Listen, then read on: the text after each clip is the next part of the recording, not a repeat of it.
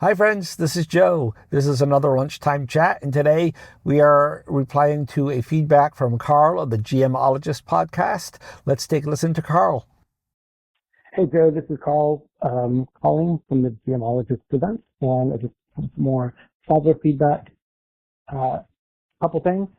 First one is that 2300 AD is the original.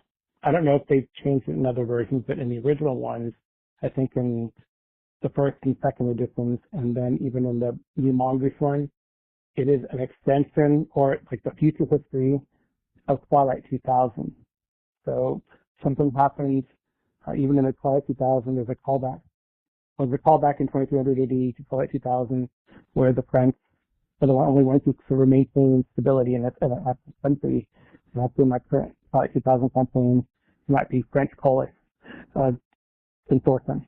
In any case, that's the background. Unlike Interstellar Wars, which is a GURP product where they did do sort of the prehistory of what's going on in the current Third Imperium Traveler, talking pre-First Imperium.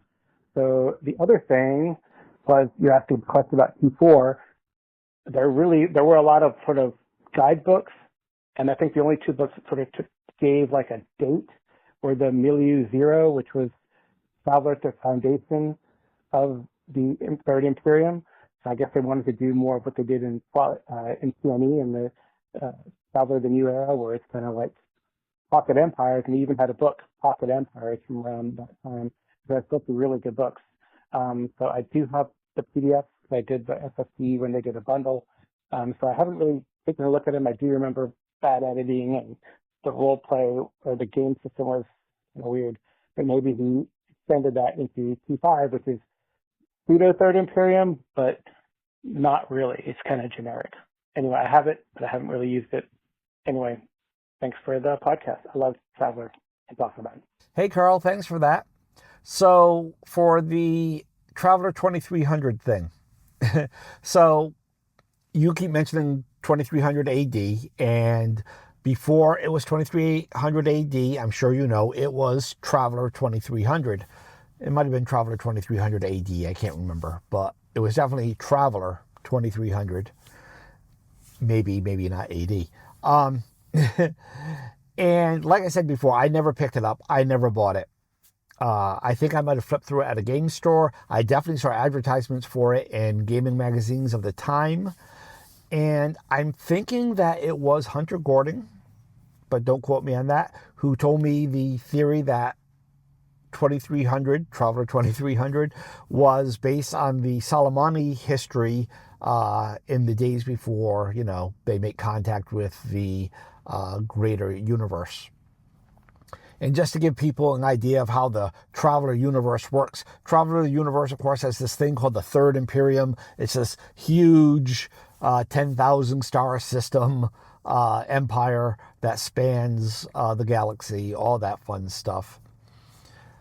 And it's ruled by a race of man called the Valandi, if I remember. Valandi, right? Am I remembering that right, Karl? But they are not from Earth. They were taken from Earth long in the prehistory of Earth by a race called the Precursors, who we also know as the Driong. And they were deposited on this planet of Vland.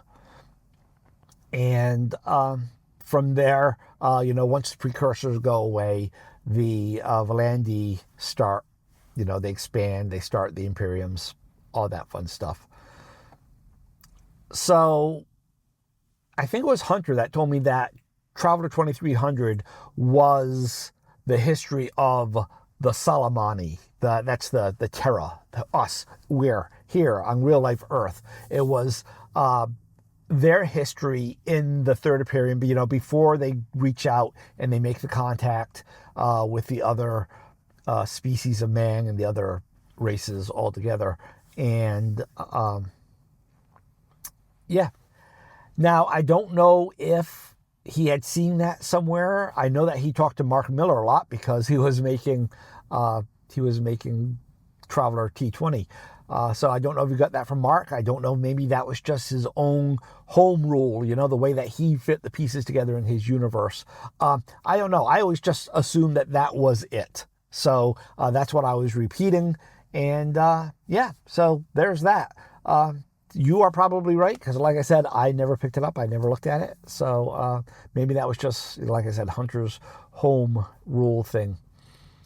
The other thing you talked about, you gave us a great, in T4, what was the background setting? That was a question I had asked. You answered it for me. I appreciate that. Thank you.